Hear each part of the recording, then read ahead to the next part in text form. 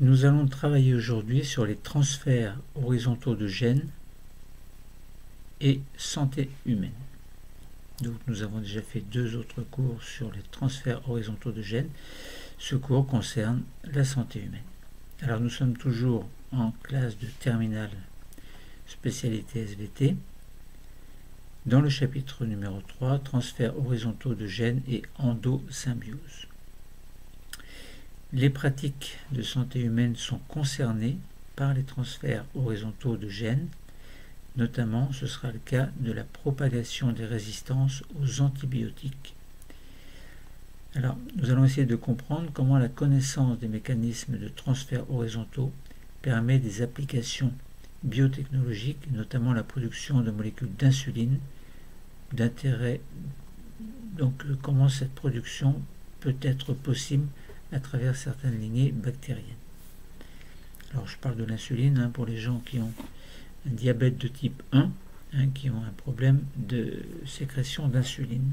Et donc il faut qu'ils injectent de l'insuline pour réguler le taux de sucre dans le sang. Donc c'est l'exemple que nous prenons. Alors notre objectif sera de montrer que des pratiques en santé humaine sont concernées par les transferts horizontaux de gènes dans la mesure où ils ont un impact sur les populations bactériennes et participent à l'acquisition de gènes de résistance à un ou des antibiotiques ou bien de gènes de virulence. Le transfert de gènes, ou les transferts de gènes plutôt, sont également exploités pour la fabrication d'organismes génétiquement modifiés, producteurs de molécules thérapeutiques. Alors je vous en parlais tout à l'heure, ce sera par exemple le cas de l'insuline.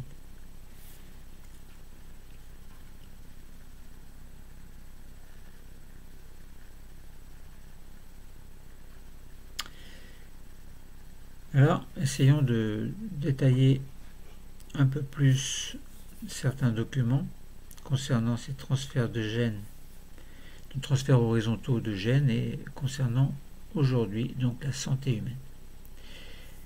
Certaines bactéries ont la capacité d'échanger du matériel génétique et peuvent se multiplier très rapidement, ce qui leur permet de disséminer des facteurs de virulence et de résistance à des antibiotiques. Alors nous pouvons aussi utiliser cette capacité pour produire des molécules utiles à la santé humaine, et ce sera le cas par exemple de notre exemple concernant l'insuline. Mais on peut se poser la question, donc comment ces transferts horizontaux de gènes peuvent-ils interférer soit négativement, soit positivement avec les pratiques de la santé humaine? D'abord, certaines bactéries ont la capacité de résister aux antibiotiques. On parle d'acquisition de la résistance aux antibiotiques. Alors, vous pouvez vous procurer un document concernant les divers mécanismes de résistance bactérienne aux antibiotiques. Alors, il y a plusieurs cas.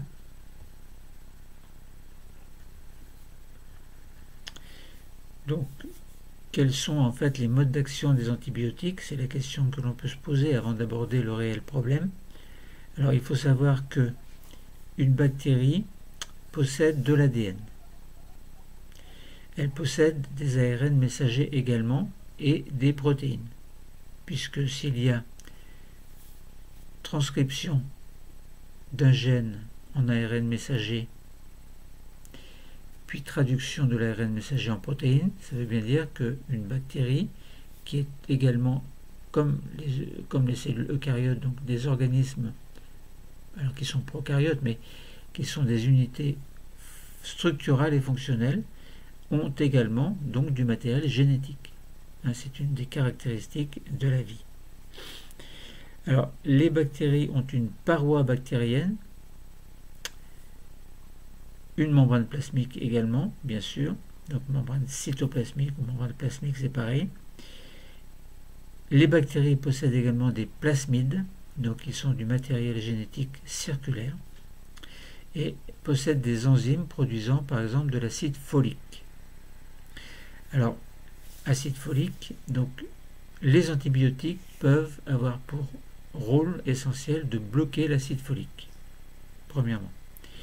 Deuxièmement, nous avons dit que les bactéries possédaient une membrane cytoplasmique. Eh bien, les antibiotiques peuvent détruire la membrane cytoplasmique. Ensuite, on a dit que les bactéries possédaient de l'ADN, eh bien, certains antibiotiques peuvent inhiber la synthèse de l'ADN. Nous avons dit qu'il y avait une traduction des ARN messagers en protéines. Eh bien, les antibiotiques peuvent inhiber la biosynthèse des protéines. Il y a également chez les bactéries une paroi bactérienne, et cette paroi bactérienne, les antibiotiques peuvent inhiber la biosynthèse de la paroi bactérienne. Bon, donc là, on a donné 5 exemples d'action des antibiotiques.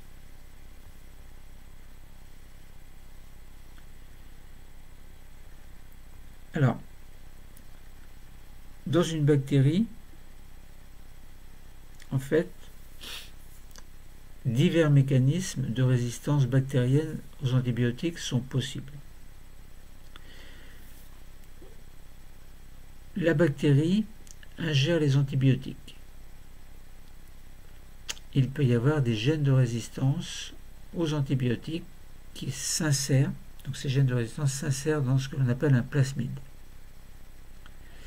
Et à partir de ce plasmide, on peut avoir fabrication d'enzymes qui vont dégrader l'antibiotique.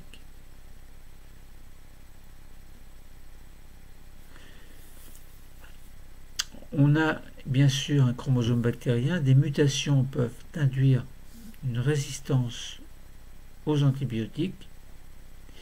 Et puis, si on utilise de manière excessive les antibiotiques, eh bien cela peut conduire à l'apparition de bactéries qui sont de plus en plus résistantes et voire multirésistantes. Alors ça veut dire que les bactéries peuvent acquérir une résistance à un antibiotique, mais elles peuvent acquérir une résistance aussi à plusieurs antibiotiques. Donc 1, 2, 3, 4, 5 et plus éventuellement. En Europe, par exemple, on évalue à 25 000 le nombre de décès par an résultant de ce phénomène. Alors 25 000 à peu près. L'acquisition de l'antibiorésistance peut être la conséquence de mutations affectant le chromosome bactérien. Donc c'est un phénomène qui est rare et qui ne concerne qu'une bactérie sur 1 milliard. Bon, mais comme il y a beaucoup de bactéries, en fait, il y a beaucoup plus que 1 milliard de bactéries, eh bien ça veut dire que l'antibiorésistance peut se faire de manière très efficace puisque il y a une acquisition. Alors on peut avoir également une acquisition par conjugaison d'un plasmide porteur d'un ou plusieurs gènes de résistance. Donc les échanges sont fréquents à raison d'une bactérie sur 100, représentant en quelque sorte 80% des résistances acquises.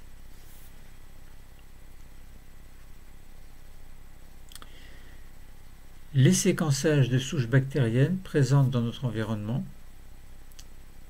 a permis d'identifier une grande diversité d'éléments génétiques porteurs de résistance à la plupart des antibiotiques actuels utilisés. Alors, des chercheurs ont étudié l'acquisition de la résistance d'Escherichia coli, qui est une bactérie du microbiote intestinal, à un antibiotique couramment utilisé et que l'on appelle la tétracycline, qui entraîne la mort bactérienne en bloquant la synthèse protéique, comme nous l'avons vu tout à l'heure. Cette résistance repose sur sa capacité à évacuer l'antibiotique avant qu'il n'ait pu jouer son rôle destructeur grâce à des pompes membranaires. Ils ont pour cela émis des bactéries sensibles à la tétracycline en présence de bactéries résistantes et suivi par fluorescence l'évolution de ces deux populations. Alors en effet, donc dans l'expérience qui a été faite, eh bien, on a une population de bactéries sensibles qui sont représentées en rouge dans mon document, ou bien résistantes qui sont représentées en vert dans mon document. résistantes ou sensibles à la tétracycline. Et l'observation par microscopie en fluorescence des cellules vivantes permet de repérer les bactéries résistantes et les bactéries qui ne le sont pas. Alors, quels sont les résultats? Alors, avant de parler des résultats, nous avons travaillé dans un premier temps sur des mécanismes qui, en dehors des mutations, permettent aux bactéries de résister à l'action des antibiotiques. Ils correspondent à la possession de gènes portés par des plasmides bactériens dont l'expression permet la destruction ou l'altération de l'antibiotique ou encore son expulsion hors de la bactérie. Comme nous l'avons dit tout à l'heure, donc une technique particulière a permis de suivre les modifications de bactéries vivantes par fluorescence et l'acquisition de la résistance à un antibiotique, la tétracycline, qui inhibe la biosynthèse protéique. Et donc il y a différents réservoirs entre lesquels circulent les bactéries, comme autant de situations propices à des échanges de gènes par transfert horizontal. Alors, on peut se poser la question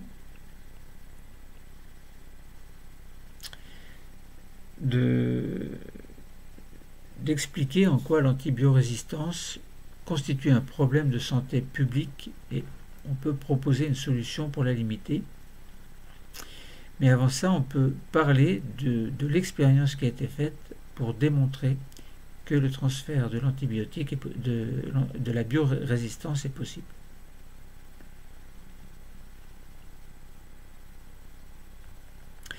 Alors, les bactéries rouges, nous avons dit qu'elles sont sensibles à la tétracycline, alors que les vertes sont résistantes. Alors, dans l'un comme dans l'autre type, on remarque la présence de plasmides. Au début de l'expérience, les deux types de bactéries sont mis en présence, donc les résistantes et les non résistantes. Et on constate globalement une augmentation du nombre de bactéries vertes et on peut constater que les plasmides se trouvent dans une bactérie sensible, laquelle devient résistante à la tétracycline. Donc on a dit que les vertes sont résistantes. Donc augmentation du nombre de bactéries résistantes qui est très évidente, donc résistante à la tétracycline. Le plasmide a permis par sa présence le changement de phénotype, c'est-à-dire que les bactéries sensibles sont devenues résistantes à cette tétracycline. Et cette expérience montre bien donc que des gènes sensibles peuvent être acquis très rapidement. Donc ce sont des gènes de résistance simplement par transfert de plasmide. Donc on a bien un transfert horizontal de gènes. Et la résistance aux antibiotiques est un problème majeur de santé publique. Alors de même, donc, il est possible de repérer les bactéries résistantes qui se divisent et donnent naissance à des bactéries qui le sont toujours. Alors, le plasmide transféré est porteur d'un gène de résistance permettant l'efflux de l'antibiotique.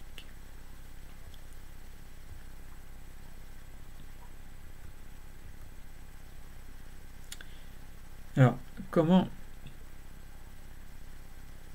est-ce qu'une bactérie peut transmettre la résistance? Eh bien, vous avez transfert horizontaux de gènes d'une bactérie à une autre par conjugaison. Alors, c'est quoi? C'est en fait, on a dans une bactérie le chromosome bactérien avec ses plasmides, un pont de conjugaison, donc un pont cytoplasmique, s'établit avec une seconde bactérie qui a également son chromosome et ses plasmides, et il y a réplication et transfert d'un plasmide d'une bactérie vers l'autre, et si ce plasmide contient le gène de la résistance à un antibiotique particulier, eh bien ça veut dire que ce plasmide qui est transmis à la deuxième bactérie, eh bien va permettre à la deuxième bactérie de devenir résistante à l'antibiotique correspondant. Donc là, on a bien un exemple de transfert horizontal de gènes et on comprend mieux pourquoi c'est un problème de santé publique, parce que les bactéries peuvent se transmettre de manière très efficace par conjugaison, donc à travers un pont cytoplasmique, donc les gènes de résistance.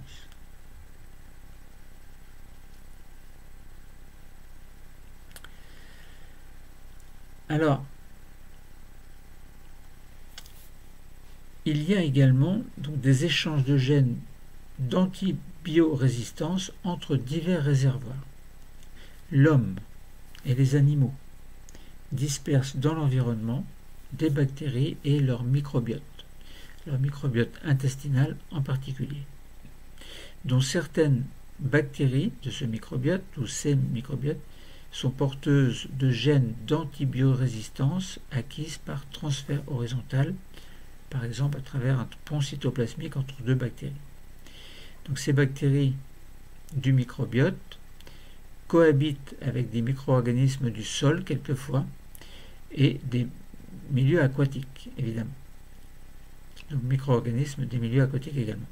Donc ces micro-organismes peuvent entrer en contact avec la peau et les muqueuses d'humains ou d'autres animaux. Il existe ainsi des interactions très fortes entre les réservoirs humains, les animaux et l'environnement. Donc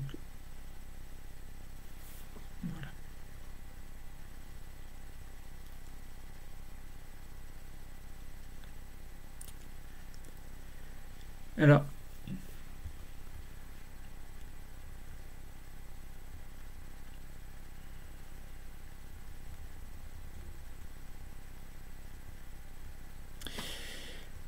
Alors, parlons maintenant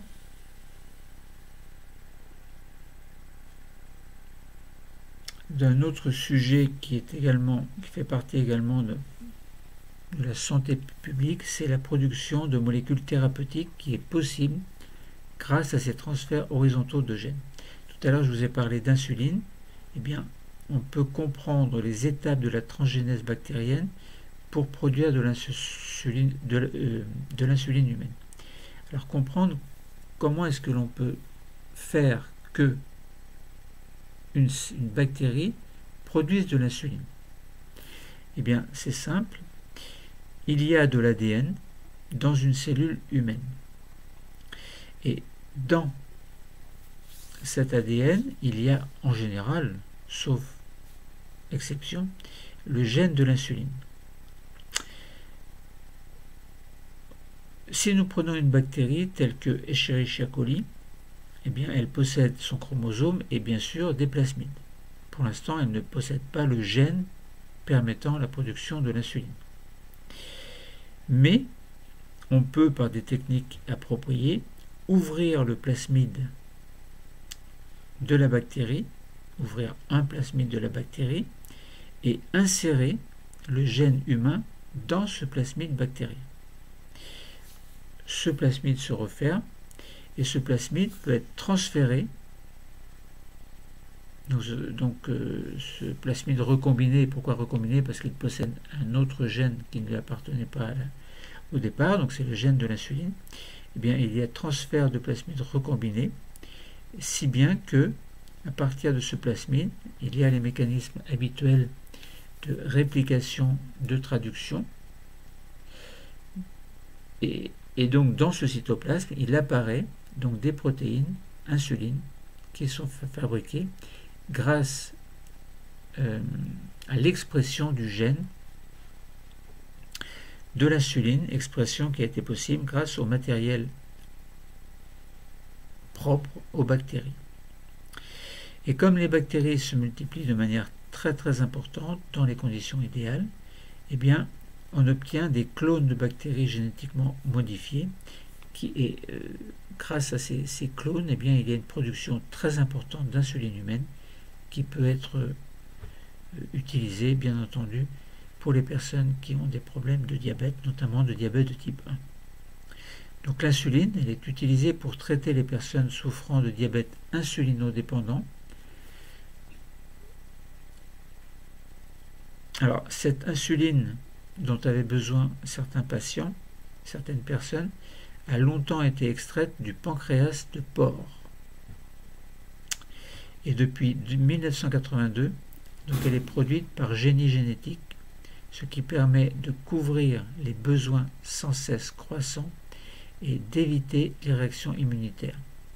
L'insuline du porc n'étant pas exactement identique à l'insuline humaine. Donc la technique que je vous ai décrite tout à l'heure par transgénèse bactérienne à partir de cellules humaines, eh bien, est une technique qui est très très efficace parce qu'elle produit exactement l'insuline dont disposent les humains. Alors, ces biotechnologies dont nous avons parlé exploitent les propriétés des plasmides bactériens afin de les utiliser comme vecteurs pour transférer les gènes. C'est ce qu'on a décrit tout à l'heure.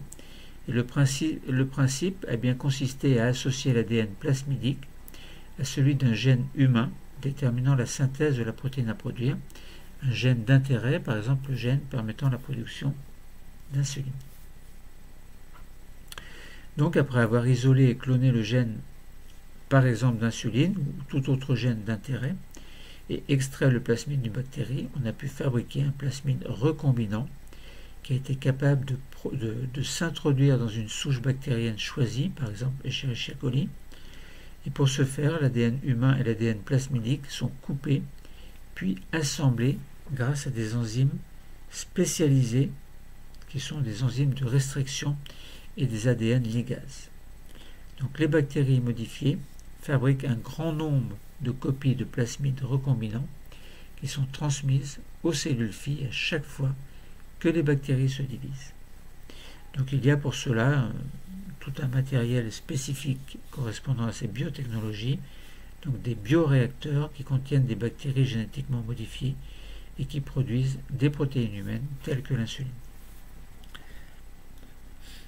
Alors, placées dans des conditions favorables dans les bioréacteurs, évidemment, où le milieu est contrôlé, elles vont produire de grandes quantités, par exemple d'insuline, qui, après extraction et purification, vont être conditionnées pour une utilisation bien spécifique, celle de l'utilisation, par exemple, de l'insuline chez les personnes possédant un diabète de type 2. Mais il existe d'autres nombreuses protéines à usage thérapeutique qui sont fabriquées par Génie Génétique. Certaines ne peuvent pas être fabriquées dans une cellule bactérienne, ou bien manquent des conditions nécessaires à la maturation des protéines. On utilise alors des levures, par exemple Saccharomyces cerevisiae, chez lesquelles sont introduits des plasmides recombinés. Alors on obtient bien entendu des organismes génétiquement modifiés. Donc si l'on regarde un petit peu les molécules à usage thérapeutique fabriquées par Génie Génétique, eh bien il y en a beaucoup. Donc on a notamment des molécules produites par des bactéries génétiquement modifiées et des molécules produites par des levures. Alors, certaines molécules produites par les bactéries sont l'insuline, les hormones de croissance, par exemple somatotropine, l'interféron, par exemple cytokine, filgrastim, qui est un facteur de croissance des globules blancs. Et des molécules produites par des levures génétiquement modifiées sont également l'insuline, les antigènes de surface du virus de l'hépatite B, notamment pour les vaccins, les facteurs de coagulation, l'hydrocortisone, qui est un anti-inflammatoire, l'antipaludique, qui est tel l'artémisinine, des analgésiques tels la morphine, la thébaïne, etc.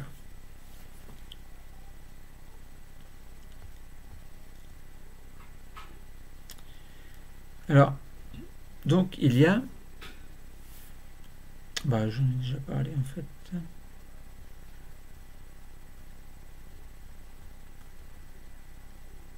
Alors, ces bactéries donc, sont dotées de plasmides qu'elles utilisent selon un processus naturel pour échanger des séquences d'ADN. En manipulant les plasmides, on peut les utiliser comme vecteurs de gènes d'intérêt à introduire dans des bactéries ou bien dans des levures si les bactéries ne sont pas possibles, et ensuite elles sont mises en culture en bioréacteur. Donc pourquoi ces manipulations sont possibles? Eh bien parce que il y a ce que l'on appelle l'universalité de l'ADN, et également donc ces modalités d'expression dans le monde vivant sont communs à tous les êtres vivants. De plus, les bactéries sont des organismes intéressants car elles se reproduisent très rapidement dans les conditions idéales, donc les conditions optimales. Donc les bactéries génétiquement modifiées et cultivées en bioréacteur sont capables de produire en grande quantité des molécules humaines purifiées. Alors je voudrais revenir juste sur l'antibiorésistance, qui constitue un problème de santé majeur, un problème de santé publique, car l'usage non raisonné d'antibiotiques sélectionne les souches résistantes porteuses de mutations affectant les gènes des plasmides, lesquels constituent bien évidemment des vecteurs de gènes fréquemment et rapidement échangés entre bactéries, qu'elles se situent au sein de microbiotes humains et d'animaux, ou bien qu'elles soient évacuées dans les environnements tels les sols, les milieux aquatiques, les réservoirs naturels d'antibiorésistance, etc. Donc limiter l'antibiorésistance suppose de prescrire des antibiotiques en quantité et sur une durée limitée, seulement si nécessaire. Donc c'est inutile en cas d'infection virale puisque les antibiotiques n'agissent pas sur les virus. Et bien entendu, il ne faut pas jeter ou rejeter les antibiotiques non utilisés dans l'environnement où ils vont jouer alors, ou ils risquent de jouer alors le rôle de facteur sélectif. Bon, donc voilà pour ce cours concernant les transferts horizontaux de gènes en relation avec la santé humaine. On s'était posé le problème de comment ces transferts horizontaux peuvent-ils interférer de manière positive ou négative avec les pratiques de santé humaine. De manière négative, s'il y a une antibiorésistance. Et puis, donc ça c'est une action très négative, gros problème de santé majeur. Et deuxième cas, positivement, dans le cas où l'on fabrique par exemple des molécules d'intérêt thérapeutique, et ça a été le cas par exemple de l'insuline que nous avons décrit tout à l'heure. Le cours est terminé, merci.